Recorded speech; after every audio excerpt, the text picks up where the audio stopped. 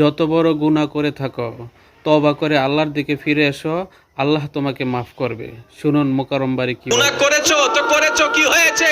একবার তো তওবার মাধ্যমে আমি রবের দরবারে ফিরে আই, মওলা ফিরে আসতে পারবো তো?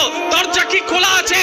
রব্বে করিম বলে মরণের আগ পর্যন্ত, কিয়ামতের আগ পর্যন্ত, সূর্য পশ্চিম আকাশে ওঠার আগ পর্যন্ত দরজা খোলা আছে, দরজা খোলা আছে, দরজা খোলা আছে। এবার বান্দা বলে মওলা 24টা ঘন্টার কোন টাইমে আসলে সেই দরজা খোলা পাবো?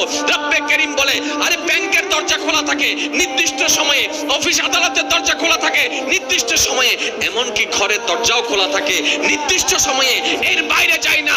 কিন্তু তোর রবের দরবার এমন একটা দরবার 24টা ঘন্টার যেই কোনো মুহূর্তে তুই আসবি, তোর রবের দরবার তোর জন্য খোলা থাকবে।